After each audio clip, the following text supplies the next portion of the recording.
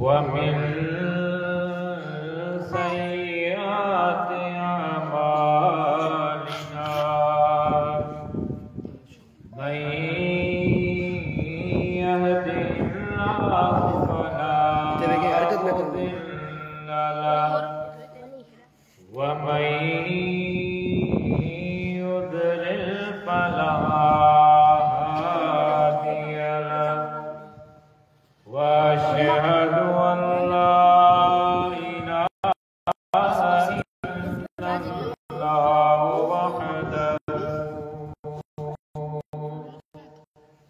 वहदहु ला शरीका लहु व अशहदु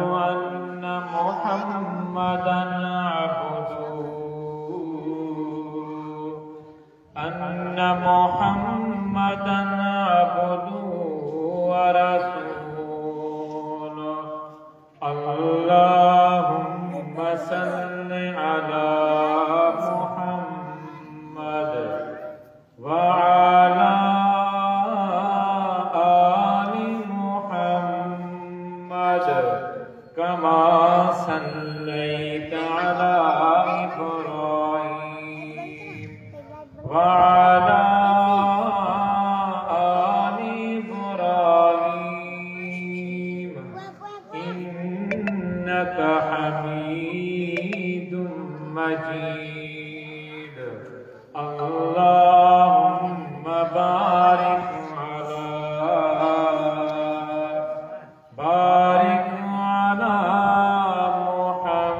मुहम्मद व अला आलि मुहम्मद कमा बारकता अला इब्राहीम व अला आलि इब्राहीम इन्नका हमीदुम मजीद। अऊज़ु बिल्लाहि मिनश शैतानिर रजीम। बिस्मिल्लाहिर रहमानिर रहीम। इन्नमा युरीदुल्लाहु लियुज़हिबा अन्कुमुर रिज्सा अह्लल बैत व युतहिरकुम तत्हीरा। वक़ाल फी मक़ामिन आख़र इन्नल्लाह व मलाइकतहु युसल्लूना अलन नबी या अय्युहल्लज़ीना आमनू सल्लू अलैहि व सल्लिमू तस्लीमा। वक़ाल नबी सल्लल्लाहु अलैहि वसल्लम अला उज़क्किरुकुमुल्लाह फी अहलि बैती। वक़ाल नबी सल्लल्लाहु अलैहि वसल्लम इन्नल हसन वल हुसैन सय्यदा शबाब अहलिल जन्नह। वक़ाल नबी सल्लल्लाहु अलैहि वसल्लम इन्न हाज़ा मलकुन लम यंज़िलिल अर्ज़ु क़त्तुन इल्ला इस्तअज़न रब्बहु अन युसल्लिम अलैहि व युबश्शिरनी बिअन्न फ़ातिमत सय्यदत निसाइ अहलिल जन्नह व अन्नल हसन वल हुसैन सय्यदा शबाब अहलिल जन्नह। हर किस्म की हमद सना वलाई वाक़ानी तारीफ अल्लाह रब्बुल आलमीन जिला जेको कुल कायनात जो तमाम तर मखलूक़ात जो अकेलो खालिक मालिक राज़िक़ ऐं मुश्किल कुशा है, बेहिसाब बेशुमार लातादाद अणखुट दुरूद ऐं सलाम हुजनि आखिरी नबी सय्यदुल अंबिया खातमुन नबीयीन प्यारे मिठड़े सोने मोहम्मद करीम सल्लल्लाहु अलैहि वसल्लम जी ज़ात मुक़द्दस से मेहरबान साथियों बुजुर्गो भाइरो ऐं जेसी ताईं आवाज़ अमड़ियनि ताईं भेनरनि ताईं न्याणियुनि ताईं पहुचे पियो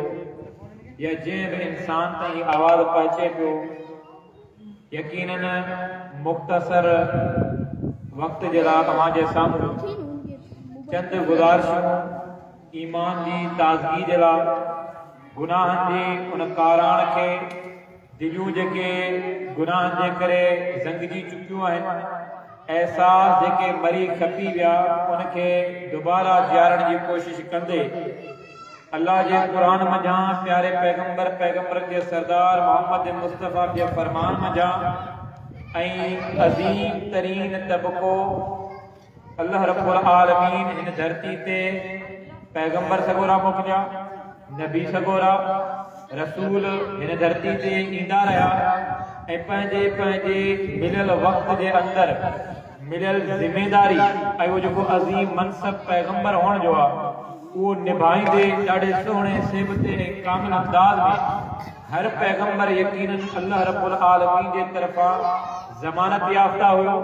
पैगंबर जी अज़मत जिस्मानी तौर ते, रूहानी तौर ते, अखलाकी तौर ते,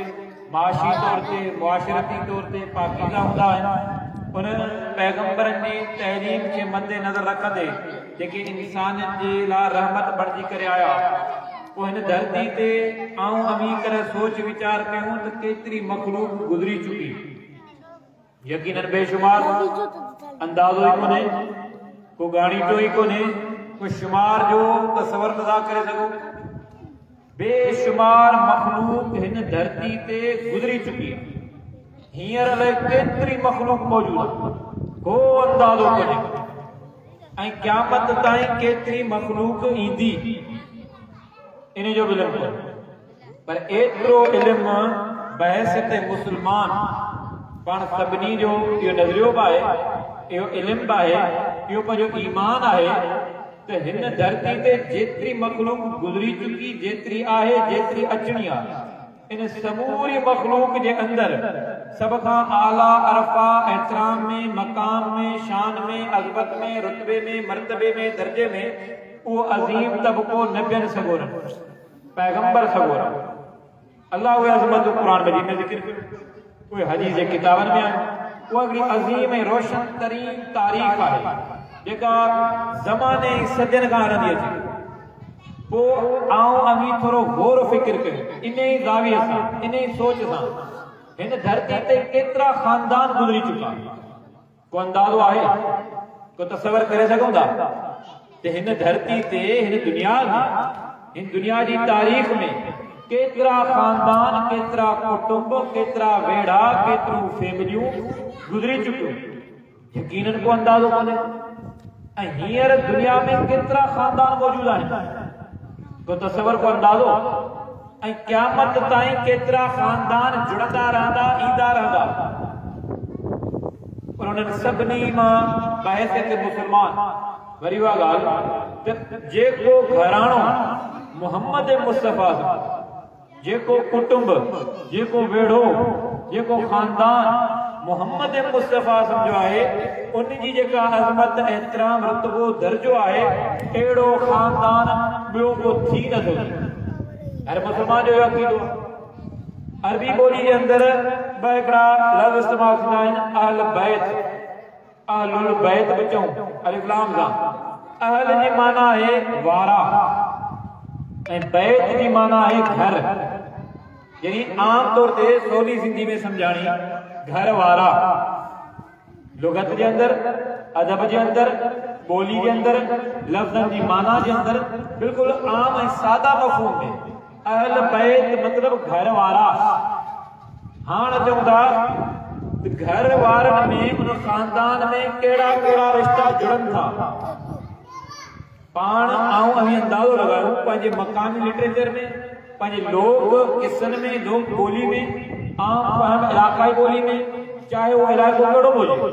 पर खानदान, कुटुंब, घराणो, घरवारा,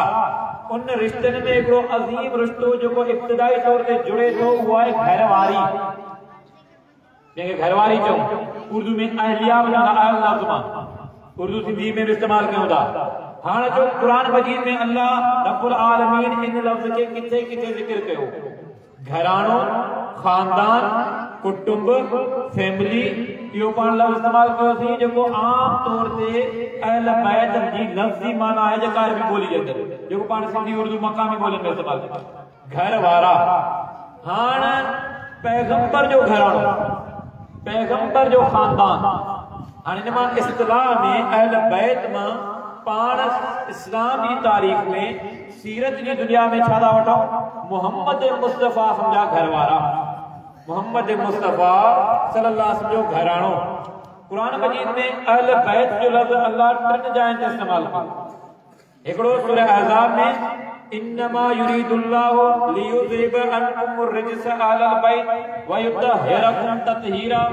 अल्लाह रसूल करीम जी घरवारनि जो तज़किरो कयो, रसूल करीम जे खानदान जो, उन घरवारनि जो तज़किरो हलियो पियो। 21 सिपारो आख़िरी रुकू तां पढ़ंदा अचो, 22 सिपारे जो नालो आहे वमन यक़नुत, ऐं सूरह आहे अहज़ाब, अल्लाह उते बि तज़किरा करे। हाणे उते अल्लाह रब्बुल आलमीन रसूल करीम जी घरवारनि जो तज़किरो कंदा पिया,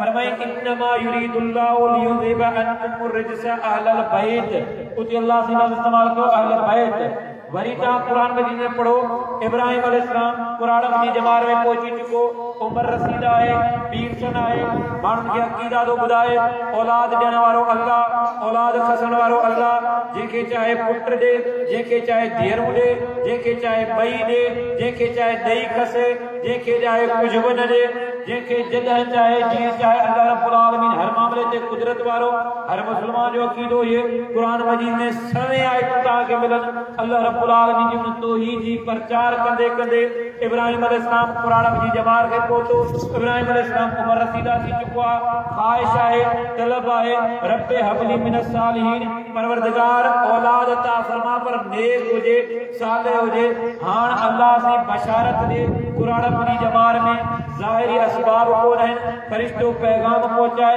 घरवारी मौजूद आहे, कुरान मजीद जूं आयतूं पियो पढ़ां। हाण उते इब्राहिम अलैहिस्सलाम खे बशारत आहे तोखे पुट जी ख़ुशख़बरी था ॾियूं, यानी तो ही जो पैगाम हलंदो रहे, वो प्रचार हलंदो रहे। हाणे इहा जो ॻाल्हि घरवारी ॿुधे थी, उहा ताजुब थी करे, उहा हैरानगी बांझ थी चुकी आहे, ज़ाहिरी असबाब कोन आहिनि, कुरान खे पहुची चुका, पीरसनी खे पहुची चुका, हिन जमार में औलाद, बड़ी हैरानगी, वॾी ख़ुशी, वॾी ताजुब वारी ॻाल्हि हुई। अल्लाह इन मौक़े ते लफ़्ज़ इस्तेमाल कया अतअजबीन मिन अम्रिल्लाह, उते अल्लाह रब्बुल आलमीन आयत में ज़िक्र थो करे अहल बैत, यानी रसूल इब्राहिम अलैहिस्सलाम जी घरवारी जरा अल्लाह जो तज़किरा करे। वरी टे मौक़े ते तव्हां पढ़ो मूसा अलैहिस्सलाम जी कहानी, मूसा अलैहिस्सलाम जो किस्सो कुरान मजीद में तफ़सीली वाक़ियो आहे। हाणे उहो हिकिड़ो अलॻि उनवान, उहो मासूम मूसा अलैहिस्सलाम अल्लाह हिफ़ाज़त करे फ़िरौन जे महल में पहुचाए, कंहिं औरत जी थन ही मासूम मूसा अलैहिस्सलाम न पियो क़बूल करे। अल्लाह रब्बुल आलमीन जी हिकमत आहे, अल्लाह हर मामले ते कुदरत वारो आहे। उते हिकु औरत चवे फ़क़ालत हल अदुल्लुकुम अला अहल बैत यकफुलूनहु, हल अदुल्लुकुम अला अहल बैत यकफुलूनहु, तव्हांखे अहिड़ी औरत जे बारे में, अहिड़ी उन औरत जे बारे में न ॿुधायूं, अहल बैत जे बारे में न ॿुधायूं, उन घराणे जे जंहिंजी ही मासूम ॿार थन क़बूल करे। हिते अल्लाह रब्बुल आलमीन इहे तज़किरा कया। हाणे अहल जे हवाले सां कुरान मजीद में तज़किरा थींदा आया, यानी घराणे जे अंदरि घरवारियूं बि आहिनि, धीअरूं बि आहिनि, पुट बि आहिनि, सौट बि आहिनि, चाचा बि आहिनि, पुफियूं बि आहिनि। हाणे इहो सॼो गुलदस्तो थिए थो, इहो कुटुंब आहे, इहो घराणो आहे। अहल जो लफ़्ज़ वरी अल्लाह अलॻि अलॻि इस्तेमाल करे। पढ़ो कुरान मजीद, मूसा अलैहिस्सलाम पंहिंजी घरवारी सां गॾु अचे पियो, रात जो वक़्तु आहे, मुसाफ़िरी वारी हालत आहे, कुरान मजीद जूं आयतूं पिया पढ़ो। फकाल लिअहलिही उमकुसू उते पंहिंजी घरवारी खे ॾे तूं हिते तरस ऐं वञी ॾिसां परे खां किथे का रोशनी को बाव जो अंदाज़ो अचे को आबादी को डस को गस को पंध उते लफ़्ज़ इस्तेमाल थियो अहल जो। रसूल करीम सल्लल्लाहु पंहिंजे सहाबा कराम खे जिहाद जे मामले में हिदायतूं ॾे तयारी कराए पढ़ंदा आहियो तूं वइज़ गदौत मिन अहलिका तुबव्विउल मुमिनीन मक़ाइद लिलक़िताल उते तव्हांखे आयतूं मिलनि अहल जे हवाले सां। यूसुफ अलैहिस्सलाम जो वाक़ियो पढ़ो था अज़ीज़ मिस्र जे मामले में उन औरत जा किस्सा पढ़ो था उते तव्हांखे लफ़्ज़ अहल जा मिलंदा हुजनि। क़ुरान मजीद में जाइ जाइ ते तज़किरा थिया। एतिरे ताईं जो हिकिड़ो नुक़्तो यादि रखंदा हलो घराणे जे अंदरि पुट घराणे जे अंदरि हाणे उते न्याणियूं शामिल थियूं घरवारियूं शामिल थियूं सौट चाचा फूफियूं शामिल थियूं पर पैगंबर जे घराणे जे लाइ अञा ख़ुसूसियत अञा अज़मत आम तौर ते रत जो रिश्तो अहल बैत जे घराणे जे लाइ काफ़ी हूंदो आहे के ख़ानदान पर पैगंबर जे घराणे जो फर्द हुअण जे लाइ अहल बैत पैगंबर जे हवाले सां शामिल हुअण जे लाइ ज़रूरी आहे त ईमान जो रिश्तो हुजे सिर्फ रत जो रिश्तो न ईमान जो रिश्तो। हाणे जो क़ुरान मजीद छा थो बयान करे नूह अलैहिस्सलाम जो मशहूर वाक़ियो तव्हां ॿुधंदा रहंदा घणे भाङे यादि हूंदो। नूह अलैहिस्सलाम खां अल्लाह वाइदो कयो त मुंहिंजो अज़ाब आयो त तुंहिंजे अहल खे बचाईंदो। क़ुरान जी मुख़्तलिफ़ जाइ ते लिखियो हीउ सूरह आराफ जी ॻाल्हि वाक़ियो। हाणे जॾहिं अज़ाब अचे पियो नूह अलैहिस्सलाम पुट खे मिंथ मेड़ करे बचा कलमो पढ़ अल्लाह जो अज़ाब पियो अचे। हिदायत ॾियण कंहिंजो इख्तियार आहे हिदायत ॾियण कंहिंजी मर्ज़ी आहे सिर्फ़ ऐं सिर्फ़ अल्लाह रब्बुल आलमीन। पैगंबर जी ज़िमेदारी छा आहे हिदायत पहुचाइण। नूह अलैहिस्सलाम पाण पैगंबर आहे घरवारी मोमिना कान्हे का। लूत अलैहिस्सलाम पैगंबर आहे घरवारी ईमान नथी आणे। नूह अलैहिस्सलाम पैगंबर आहे पुट ईमान नथो आणे। फिरौन बदबख्त काफ़िर कातिल आहे पर उनजी घरवारी मोमिना आहे। रब क़ुरान मजीद में तज़किरा थो करे बीबी मरियम अलैहिस्सलाम जा रब क़ुरान मजीद में तज़किरा कया जेॾी मुंहिंजो पुट खे मिथूं कई पुट न मञो अकुल जी दौड़ को लगाए तजर्बा मुशाहिदा पे ॿुधाए सआवी इला जबल यासिमुनी मिनल मा बाबा ये सैलाब बोडू बारिशूं ईंदियूं रहंदियूं आहिनि इहे बोडू आंदियूं रहियूं पाण पहाड़ी इलाइक़े जा मथे हलिया वेंदासीं ॿ टे ॾींहं वरी उहो पाणी जेको लही ईंदो वरी हेठि लाहींदासीं इहे अज़ाब बोडू थींदियूं रहंदियूं आहिनि। हाणे इहा ॻाल्हि कान्हे का हुनजी ला आसिम अल यौम मिन अमरिल्लाह हीअ अल्लाह जो अज़ाब दे अल्लाह खां सवाइ को बचाइण वारो कोन्हे को। जॾहिं पुट न मञो हाणे नूह अलैहिस्सलाम अल्लाह खे जो मिथो दुआ रोंदे इन बनी मिन अहली अहल जो लफ़्ज़ अची वियो न अल्लाह ही पुट मुंहिंजो अहल आहे ऐं तुंहिंजो वाइदो मुंहिंजे अहल खे बचाईंदो। रब छा फरमायो नूह अलैहिस्सलाम इन्नहु लैस मिन अहलिका तू पैगंबर आहीं ही पुट तुंहिंजो ज़रूर आहे पर तू पैगंबर आहीं ही कलमो न पढ़ियो आहे ही तुंहिंजो अहल कोन्हे इन्नहु अमलुन गैर सालिह इन जा अमल भला इहो अक़ीदो ई कोन्हे तौहीद वारो हिकिड़े अल्लाह जी इबादत वारो अक़ीदो ई कोन्हे शिरक में मुब्तला आहे। हाणे अचूं था मोहम्मद मुस्तफ़ा जो घराणो पुट धीअरूं ॾोहिटा ॾोहिटियूं एॾो अज़ीम ख़ानदान रब ईअं क़ुरान मजीद में तज़किरा करे या निसा अन्नबी लस्तुन्न का अहद मिन निसा रसूल कम जूं घरवारियूं तव्हां जो मक़ाम एतिराम दर्जो एतिरो आहे ॿिए कंहिंजी घरवारी जो इहो कोन्हे। 22 सिपारे जो नालो छा आहे पढ़ो न क़ुरान मजीद वमन यकुनुत मिनकुन लिल्लाहि व रसूलिहि व तअमल सालिहा रब फरमाए तव्हां मां जेका बि नेकी जो अमल कंदी रसूल कम जी घरवारियुनि मां अल्लाह तो फरमाए उन्हें के साथ बीणो अजर दीदासी वरी भी जाते फरमाए अन्नबियु औला बिल मुमिनीन मिन अनफुसिहिम मोमिनन के मोहम्मद मुस्तफा पंहिंजी जानन खां वधीक प्यारो हुजे व अज़वाजु उम्महात मोहम्मद मुस्तफा जो घरवारियूं मोमिनन जूं माइरूं आहिनि अमड़ियूं आहिनि जीजल आहिनि इन घराणे इन खानदान में रसूल कम जूं धीअरूं रसूल कम जी वॾी धीउ आहे ज़ैनब रज़ियल्लाहु तआला अन्हा जेका निकाह में अबुल आस जे ॿिए नंबर ते धीउ आहे रुक़ैया रज़ियल्लाहु तआला निकाह में हज़रत उस्मान रज़ियल्लाहु तआला जे बदर वारनि ॾींहनि में उहा रुक़ैया रज़ियल्लाहु तआला रसूल कम जी न्याणी आहे उस्मान रज़ियल्लाहु जी घरवारी आहे सख्त बीमार आहे रसूल कम हुक्म ॾिनो उस्मान तूं बदर में न वञ अहिड़ी हालत में तूं घर रह। हाणे उहा न्याणी अॻिते हली फोत थिए थी रुक़ैया रज़ियल्लाहु तआला रसूल कम पंहिंजी 3 नंबर ते न्याणी जेका आहे कुलसूम रज़ियल्लाहु तआला वरी उहा ॾिनी हज़रत उस्मान रज़ियल्लाहु जे निकाह में जेका मुयसर दस्तियाब मालूमात आहे उनमें हिकिड़े पैगंबर जूं ॿ न्याणियूं कंहिं हिकिड़े माण्हू जे निकाह में आयूं आहिनि हिकिड़ी वफ़ात करे पोइ बि जेकॾहिं कंहिं हिकिड़े माण्हू जे निकाह में आयूं आहिनि तव्हांखे दस्तियाब मालूमात में मुयसर मालूमात में हुनजो नालो सैयदना उस्मान रज़ियल्लाहु तआला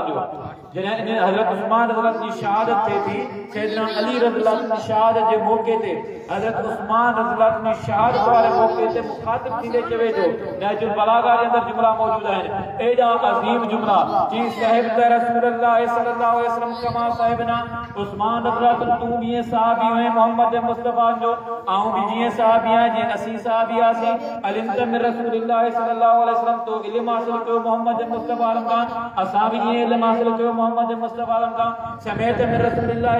समेत रसूलुल्लाह सल्लल्लाहु तो रसूल के ॿुधो पे असां भी ॿुधो पे, निल्त मिन सहरी मालम यनाला, हाणी चवण वारो केरा सैयदना अली मुर्तज़ा रज़ियल्लाहु अन्हु, पाण भी न्याणो आहे कंहिंजो मोहम्मद मुस्तफा जो, ऐं जेको शहीद थी वियो आहे हज़रत उस्मान रज़ियल्लाहु अन्हु उनजा मुखातिब आहे, चवे थो निल्त मिन सहरी मालम यनाला, पर न्याणे हुअण जो जेको ॿीणो शरफ़ तोखे हासिल थियो इहो ॿिए कंहिंखे हासिल कोन्हे। रसूल करीम जी चौथे नंबर ते न्याणी उम्र जे हवाले सां, पर मकाम में, एहतराम में, दर्जे में, रुतबे में, अज़मत में आला अरफा केर सय्यदा निसा आल जन्नत फातिमा रज़ियल्लाहु, रसूल के महफिल में चवंदा हुआ फातिमा तो बेदार मिन्नी, फातिमा मुझो जिगर थो, मुझे जिगर जो टुकड़ो थो जेको इनके ईज़ाइदो उन समझो मूंखे ईज़ायो आहे। रसूल करीम कीअं उन अरब मुआशरे खे ॿुधायो त न्याणियुनि सां कीअं मोहबत कई वेंदी आहे, सिर्फ़ ऐलान न मोहबत करे बि ॾेखारियो। तव्हां ॿुधी चुको कहिड़े अंदाज़ में उहे बदबख्त कुझु अहिड़ा वहशी माण्हू हूंदा न्याणी जे पैदा थियण ते पंहिंजा घर छॾे वेंदा, ये तवारा मिनल क़ौम, अल्लाह जो क़ुरान हुजे क़ौम के मिटन माइटन के छॾे वेंदा, न्याणी घर में पैदा थी आहे, अहिड़ी क़ौम खे अहिड़े मुआशरे खे मोहम्मद मुस्तफा जो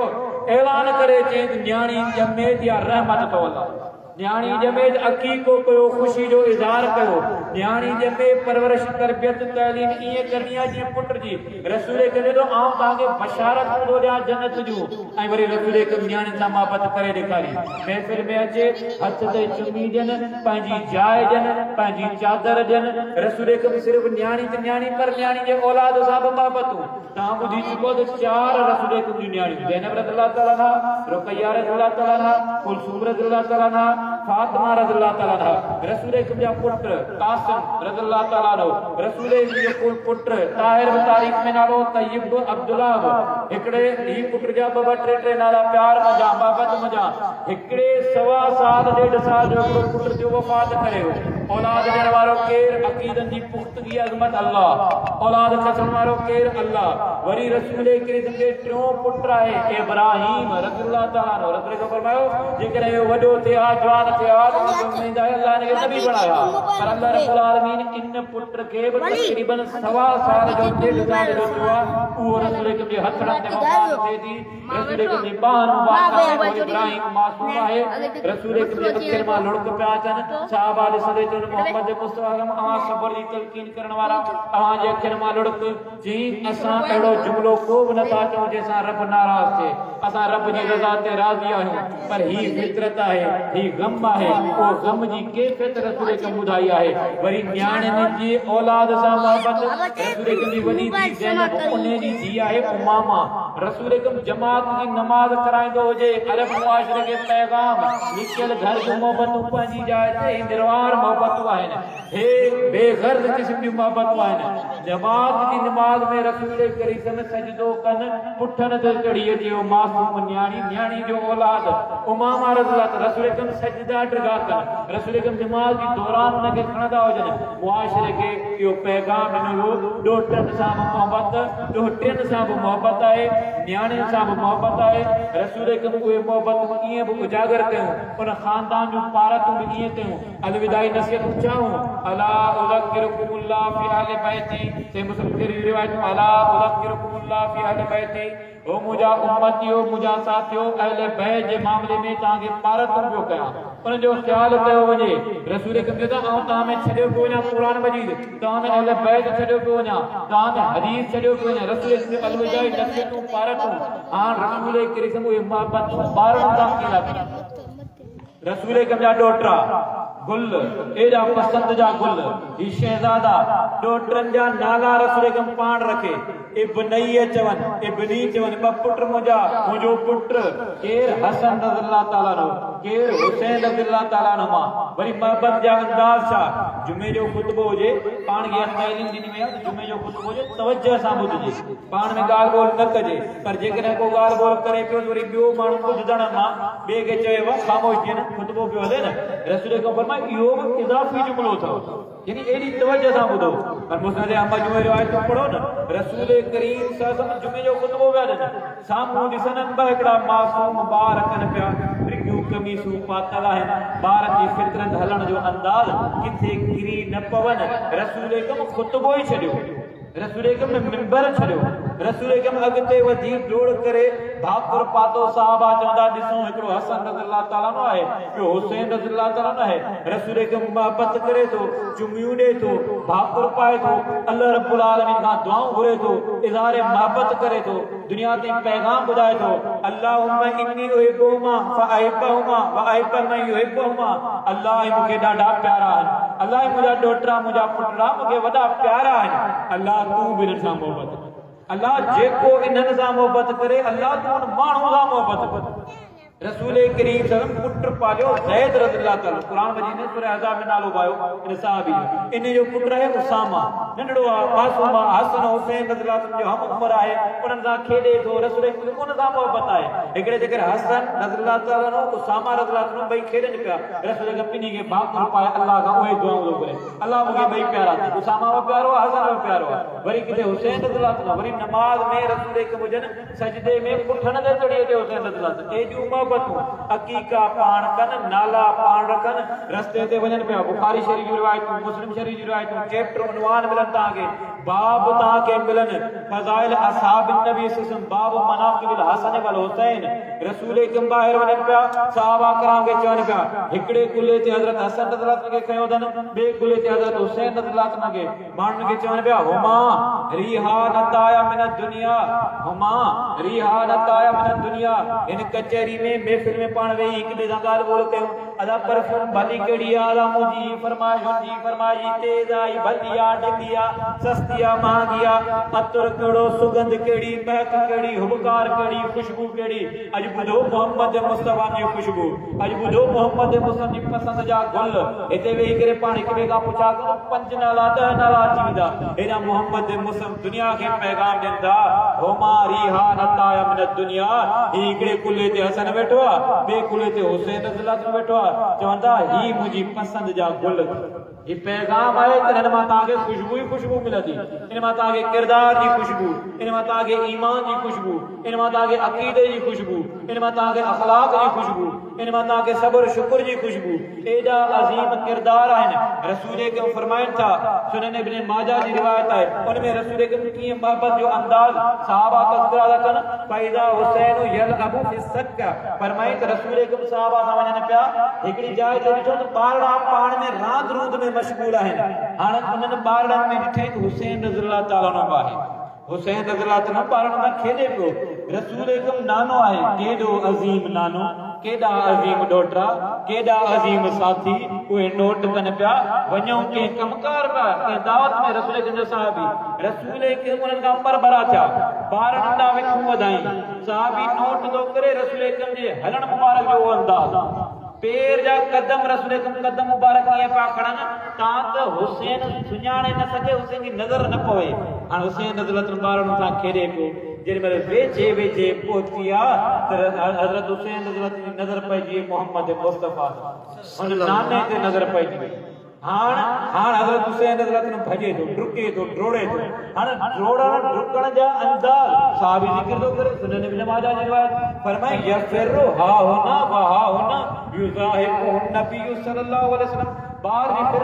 डोड़ंदो डुकंदो पोइ सिधो न पियो ईंदो ॿ विखूं हेॾां 3 विखूं हेॾां डोड़ंदो डुकंदो फितरत आहे केॾी मोहब्बत आहे केॾो अंदाज़ आहे चवंदा हुसैन रज़ियल्लाहु अन्हु डोड़े डुके ईअं पियो केॾीमहिल हेॾां डोड़े वञे केॾीमहिल हेॾां डुकी वञे रसूल कम जल्दी में अॻियां पकड़े न पियो छो युज़ाहिबु नबी सल्लल्लाहु अलैहि वसल्लम रसूल कम चाहिनि पिया त हुसैन मुस्कुराए खिले ख़ुशि थिए ही रसूल कम सां खेॾे पियो ही रसूल कम सां तफ़रीह पियो करे सहाबा नोट पिया कनि आख़िरकार भॼंदे डुड़ंदे डुकंदे हां रसूल कम पकड़ियो रसूल कम भाकुर विधो रसूल कम चुमी ॾिनी अकरा बिन हाबिस साहबी रसूल बीठो आहे रसूल कम न्याणी जे औलाद सां हेॾी मोहब्बत अरे मुआशरो हो ना अरे साहब ये रसूल है जिसे न्याणी डॉक्टर खाए दी मोहब्बत अज पांच मुआशरे में सब जानते कोन है पर किते किते ओटरा अधिक प्यारा है पुत्रन जो औलाद न्याणी के परायो घर दी रिश्तो खत्म तो कोन दियो रसूल अकरम केडी मोहब्बत कदा सैयदना अली रज़ियल्लाहु अन्हु न्याणो है रसूल अकरम फातिमा रज़ियल्लाहु अन्हा मोहब्बत बकन था वो ताल्लुक टुटरे बकोंदो वनियो ते रहन बथा टिकन बथा वो ताल्लुक एडो अजीम है अज असा दीन इस्लाम के महल चंद इबादतन तई या महल चंद गालन तई महदूद करे छे ये दीन इस्लाम रहमत भरो दीन है रिश्तन जो तकद्दुस एहतराम सेखारे थो अहले बैत रिज़वानुल्लाह अलैहि अजमईन जी जिंदगी या शे सेखारे थी हां इन मौके ते रसूल अकरम फरमायो साहबी जो साईं मुखे पांजा 10 पुत्र है मुझा पांजा मां पांजे पुत्र दा एड़ी मोहब्बत कोन ॾिठी कई जेड़ी ता पांजी डॉक्टर सां रसूल अकरम फरमायो मोहब्बत जो मामलो दिल जो मामलो है अल्लाह जी रहमत है जेका दिलन में तुझे दिल में अल्लाह कोन विधि दुआ कर अंदाज लगायो रसूल की हुए मोहब्बत का अंदाज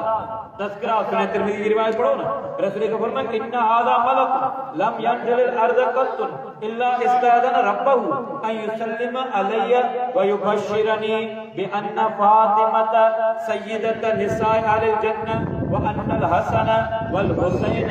सय्यदा शबाब अहलिल जन्नह रसूल के फरमाया एकड़ो फरिश्तो आ एकड़ो मलाइक फरिश्तो वो अल्लाह का खुसूसी इजाजत वठी आयो आ ये फरिश्ता वतन इजाजत वठंदा अल्लाह एकड़े जगर दुनिया में वने यो फरिश्तो अग में कने आयो ही कोने केड़ो कम जे आयो फरिश्तन जे उन्वान ते मुनाज़रा करण आयो फरिश्ता केतरा भलारा मुक़द्दस है यकीन ना है ला यासुल्लाह मा अमर व यफअलून मा युमर अल्लाह जो कुरान तज़किरा किया अल्लाह जी नाफरमानी कोन दा ये फरिश्ता है पर ही फरिश्तो इन मकसद जरा कोन आयो ही टे पैगाम खणी आयो टे पैगाम केड़ा रसूल का पान तो बुधाए पर मैं इजाजत वठी आयो त रसूल की खिदमत में वना एडो प्रोटोकॉल खणी आयो एडो शानाए तो अंदाज मानाए तो अंदाज जी आयो ने जे करया आई युसल्लिम अलैया वनी मोहम्मद मुस्तफा की खिदमत में सलाम पेश किया यो दो सय्यदुल अंबिया यो खातमुन नबीयीन इन अजीम पैगंबर मोहम्मद मुस्तफा ने पान उम्मतियां तो भरम भरम मोहब्बत बकंदार इताद चयो मने उनकी वाट ते भला वो दिलो जान ही पंजे आमाल में मोहब्बत जाहिर थी पेरो पैगाम यो खणी आया मोहम्मद मुस्तफा की खिदमत में सलाम पेश बियो पैगाम करो ते बियो पैगाम यो युबश्शिरनी बि अन्न फातिमत सय्यदत निसाए अहलिल जन्नह मुजी थी फातिमा रज़ियल्लाहु ताला अन्हा ई जन्नत में औरतन जी सय्यदा है यो पैगाम खणी आयो ए पैगाम जो टियो हिस्सो केड़ो आ व अन्नल हसन वल हुसैन सय्यदा शबाब अहलिल जन्नह ही जेके मुजा हसन हुसैन रज़ियल्लाहु ताला अन्हुमा है ये मुजा डोटरा मुजा पुत्र ये फरमाए जन्नत में जवानन जा सरदार ये अजमत मलाइका खां बाज ए जिन अजमतन सा वही गालियो पेश बदन रसूल अकरम एडी मोहब्बत कंदा हो सहाबा कराम एडी मोहब्बत कंदा हो अवा अंदाजो लगायो ई जेके सय्यदा शबाब अहलिल जन्नह ये रिवायत रावी केड़ा अबू हुरैरा रज़ियल्लाहु अन्हु जिक्र करे तवा के अबू सईद खुदरी रज़ियल्लाहु अन्हु जिक्र करे अब्दुल्लाह बिन उमर रज़ियल्लाहु अन्हु जिक्र करे उमर फारूक रज़ियल्लाहु अन्हु जिक्र करे अब्दुल्लाह बिन अब्बास रज़ियल्लाहु अन्हु जिक्र करे हुदैफा बिन यमान रज़ियल्लाहु अन्हु जिक्र करे सहाबा जी अहले बैत जी ताल्लुक मोहब्बत कर दो वो कुरान मजीद में अल्लाह तज़किरा किया इन्नल्लाह व मलाइकतहु युसल्लूना अलन नबी या अय्युहल्लज़ीना आमनू सल्लु अलैहि व सल्लिमू तस्लीमा अल्लाह पाण उनजा फरिश्ता ये सलात मोकलिंदा केते मोहम्मद मुस्तफा संते हां अल्लाह पांजो तज़किरो करे फरिश्तन जो तज़किरो करे पो दो चवे ए मोमिनो अमीब मोहम्मद मुस्तफा दे सलात मोकलो उन दे सलाम पेश कयो आयतु नाज़िल थू हाजी जो को भी किताब खणो ता के दुरूद शरीफ रिवायत मिलंदू तफसील ता मिलंदू 40 का मथे सहाबा कराम जेके दुरूद शरीफ जा रावी इन रिवायतन जा सहाबा जी रो तादाद 40 का मथे साहब आयो रसूल की खिदमत में काब बिन उजरा है अब्दुर्रहमान बिन लैला है बुखारी शरीफ रिवायत मुस्लिम शरीफ रिवायत रसूल अकरम कैफ नुसल्ली अलैहि अहलल बैत सही असा के सेखारियो अवा ते अवा जे घराणे ते असा दुरूद किए अवा ते अवा जे घराणे ते अजमत जो न अहले बैत सा मोहब्बत ईमान है आई रसूल अकरम सेखारियो फरमाई फक़ूलु अल्लाहुम्मा सल्लि अला मुहम्मद अल्लाह तू सलात मोकल मोहम्मद मुस्तफा सलाह जी माना रहमत, सलाह जी माना दुआ, सलाह जी माना वाखान, सलाह जी माना नमाज, ये मुख्तलिफ आहिनि। सलाह जी माना रहमत, लफ़्ज़ सलाह जो 5 माना तव्हांखे मिलनि क़ुरान में। हाणे हिते दुरूद जी माना में अल्लाह जो मोमिनो अमीन सलात मोकिलियो। हाणे असांखे वरी सेखारियो दुरूद, असां वरी उन अज़मत ज़िक्र कंदा आहियूं। अल्लाहुम्मा अल्लाह सल्ली अला मोहम्मद, अल्लाह तू मोहम्मद मुस्तफ़ा ते रहमत नाज़िल वाला आल मोहम्मद, आल मोहम्मद ते मोहम्मद मुस्तफ़ा जे घराणे ते कमा सल्लैत अला इब्राहिम, जीअं तो रहमत कयो इब्राहिम अलैहिस्सलाम ते उनजे घराणे ते। इन्नक बेशक तू हमीद यानी हमद वारो, साराह वारो, वाखाण वारो आई, मजीद बुजुर्गी वारो। अल्लाहुम्मा अल्लाह बारिक अला मोहम्मद, बरकत नाज़िल फरमा मोहम्मद मुस्तफ़ा ते वाला आल मोहम्मद, मोहम्मद मुस्तफ़ा जे घराणे ते कमा बारक अला इब्राहिम, जीअं तो अल्लाह इब्राहिम अलैहिस्सलाम ते उनजे घराणे ते बरकत नाज़िल कयो। इन्नक हमीदुम मजीद, बेशक अल्लाह तू साराह वारो आई, बुजुर्गी वारो आई। रसूल के फरमायो तव्हां हिकिड़े जगह दुरूद पढ़ो, सवाब केतिरो आहे, अजर केतिरो। हींअर मां तव्हांखे पढ़ी ॿुधायो, तर्जुमो ॿुधायो, करे करे ज़िंदगी गुज़री न गौर कोन कंदा। आयतुल कुर्सी 10 साल में यादि कयो, 5 साल में यादि कयो, पोएं महीने यादि कयो, तर्जुमो नमाज पढ़ंदा पिया जीअं आज दिया चला, पर जेका पढ़ंदा पिया जो नमाज में जेको पढ़ूं था उनजे तर्जुमे जी का ख़बर आहे। दुरूद शरीफ पढ़ंदा पिया, अहले बैत सां मोहब्बत आहे, हर नमाज में पढ़ूं था, ये अहले बैत जी मोहब्बत आहे न, उनमें अहले बैत जो तज़किरो आहे न, मोहम्मद मुस्तफ़ा जो तज़किरो आहे न, इब्राहिम अलैहिस्सलाम जे घराणे जो तज़किरो आहे न, अल्लाह जी वाखाण आहे न। रसूल खे ख़बर आहे हिकिड़े चकर दुरूद शरीफ पढ़ियो, अल्लाह जे तरफ़ां 10 तव्हां ते रहमतूं नाज़िल। दुरूद तव्हां वो हिकिड़ो पढ़ियो, ख़र्चु को कोन, हलंदे फिरंदे दिलि में पढ़ियो, दिमाग़ में पढ़ियो, ॿाहिरि पढ़ियो, मस्जिद में पढ़ियो, घर में पढ़ियो, सफ़र में पढ़ियो, पर तव्हांखे ॿियो फ़ाइदो आहे। 10 तव्हांजा गुनाह अल्लाह रब्बुल आलमीन मेटे ॾे, 10 नेकियुनि में इज़ाफ़ो। सही इब्न हिब्बान में पढ़ो, मसनद अहमद में पढ़ो, अनस बिन मालिक रज़ियल्लाहु अन्हु ज़िक्र करे। चौथों फ़ाइदो आहे 10 नेकियूं, 10 रहमतूं नाज़िल थियनि, 10 गुनाह माफ़ थियनि, 10 दर्जा अल्लाह बुलंद कंदो। दुरूद हो हिकिड़ो, अञा हिकिड़ो पढ़ियो, एॾी अज़मत। 5हों फ़ाइदो वठो, 10 अल्लाह जे तरफ़ां सलाम। रसूल का फरमाया क़यामत जे ॾियारे मां मोहम्मद मुस्तफ़ा में सुफ़ारिश जा वधीक हक़दार केरु हूंदा, फरमाया जेके कसरत सां दुरूद पढ़नि, मुंहिंजा वेझा वेझड़ाए पचायो था मोहम्मद मुस्तफ़ा ने। दुनिया जे अंदर रसूल अकरम जा को मोहब्बत अमली तौर ते हुजे, कसरत सां टेंशन, डिप्रेशन, सदमा, गणतियूं, गार गंद, बुरो भलो चवण, ज़हनी टेंशन, सोचे सोचे सोचे जी झुरिया पिया आहिनि, निंड कोन थी अचे, निंड कंदे वरी उथूं था, शिरक भरियो अथऊं त वरी उहे टेंशन, उहे ॻाल्हि ज़हन मां निकिरे थी। अचो अल्लाह जे ज़िक्र ॾांहुं, अचो मोहम्मद मुस्तफ़ा जे तज़किरे ॾांहुं, अचो उनजे ज़िक्र ॾांहुं, अजर बि मिले, सवाब मिले, जिस्मानी रूहानी ताक़त ऐं सिहत बचे, गिला ग़ीबत ऐं गुनाह खां माण्हू बची वञे। त अहले बैत जी अज़मत, उन सां मोहब्बत रखणु ईमान आहे। ऐं गॾो गॾु पाण इहो बि पैगाम ॾींदा हलूं, हसन हुसैन रज़ियल्लाहु ताला अन्हु हुजनि, उन सां मोहब्बत करणु इहा अल्लाह रब्बुल आलमीन जी मोहब्बत आहे। अल्लाह मोहब्बत कंदो। ऐं जेको बदबख्त अहले बैत सां, सहाबा कराम सां, रसूल जे घराणे सां जेकॾहिं नऊज़ बिल्लाह को बुग़्ज़ रखंदो हूंदो, उनजो बुग़्ज़ मोहम्मद मुस्तफ़ा सां आहे, उनजो बुग़्ज़ अल्लाह सां आहे, पोइ अल्लाह रब्बुल आलमीन जो बुग़्ज़ उन्हनि ऐं जिन घराणे सां ज़ुल्म कयो उन दौर में कयो, या उन ज़ुल्म ते को राज़ी रहियो बदबख्त हिन दौर में या ईंदड़ वक़्त में। जेको बि अहले बैत सां थींदड़ ज़ुल्म ते नऊज़ बिल्लाह राज़ी रहियो त उहो ईमान में वञे। अल्लाह जी फिटकार, अल्लाह जी लानतूं आहिनि इन्हनि माण्हुनि ते, उहे ज़ालिम आहिनि जेके नऊज़ बिल्लाह अहले बैत सां, मोहम्मद मुस्तफ़ा जे घराणे सां हिकिड़ो ज़र्रे बराबर में जेकॾहिं दिलि में बुग़्ज़ रखनि, पंहिंजी दुनिया जी, पंहिंजे आख़िरत जी फिक्र,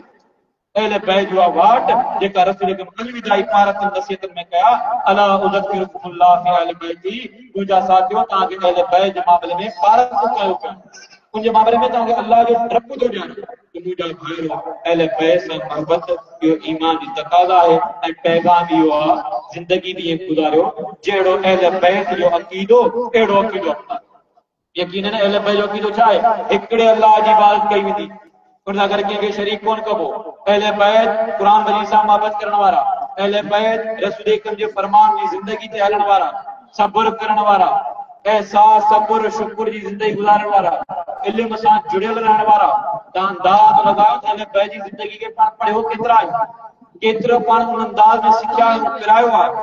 जानो था पढ़ण लिखण जानो था बुधण जी सगाए सलाहियत है यकीनन इन पासे अचो जेका अहले बैत वाली वाट है जेका तौहीद जी वाट है सुन्नत जी वाट है कामयाबी जो रस्तो इने में है अल्लाह रब्बुल आलमीन का दुआ है जेको तय थियल मिलल वक्त के अंदर चंद घड़ियों अल्लाह करण पांजी इस्लाह खातिर ईमान जी ताज़गी जे तौर ते अपील है अर्ज कंदे ता जे सामू पेश कयो अल्लाह रब्बुल आलमीन मुखे अवां के सोचण समझण एहसास पैदा कर अल्लाह रब्बुल आलमीन तौफीक अता फरमाए वा आखिरु दावाना अल्हम्दुलिल्लाहि रब्बिल आलमीन। जज़ाकल्लाह खैर। बारकल्लाह।